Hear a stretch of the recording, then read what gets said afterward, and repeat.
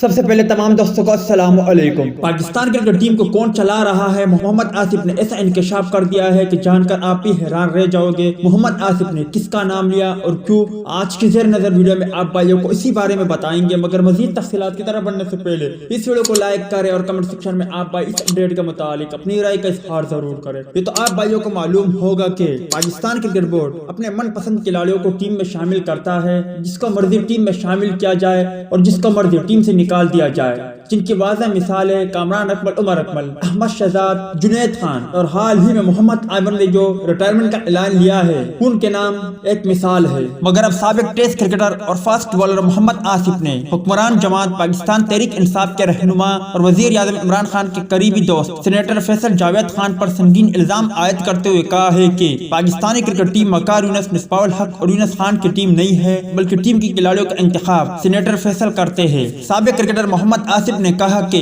وقار یونس، مصباح الحق اور یونس خان بطور کوچ ناکام ثابت ہوئے ہیں۔ کھلاڑیوں کا سارا زور نیٹ پریکٹس پر لگوایا جائے گا تو ٹیم کیسے جیتے گی؟ کھلاڑیوں پر حد سے زیادہ بوجھ ڈالا جا رہا ہے۔ ٹیم میں سارے کھلاڑی یس سر کرنے والے ہیں اور فاسٹ بولر ناپختہ ہے۔ محمد آصف کا مزید کہنا تھا کہ کوچ اسٹور کے دوران کھلاڑیوں کی ٹیکنیک تبدیل کرانے کی کوشش کر رہے ہیں، جس کی وجہ سے کھلاڑیوں کو مشکلات ہوتی ہے۔ یاد رہے کہ چند روز قبل محمد آصف نے محمد عامر کے حوالے سے بھی بیان جاری کیا تھا کہ محمد عامر نے کرکٹ سے ریٹائرمنٹ کا اعلان کیا، وہ ایک دن بہت پچھتائے گا، جبکہ محمد آصف نے وقار یونس کو شدید تنقید کا نشانہ بناتے ہوئے کہا تھا کہ وقار یونس کسی سے نہیں بنتی۔ امید ہے دوستوں کہ آج کے ویڈیو بھی آپ کو پسند آئی ہوگی۔ ٹیک کیئر، بائے بائے، اللہ حافظ۔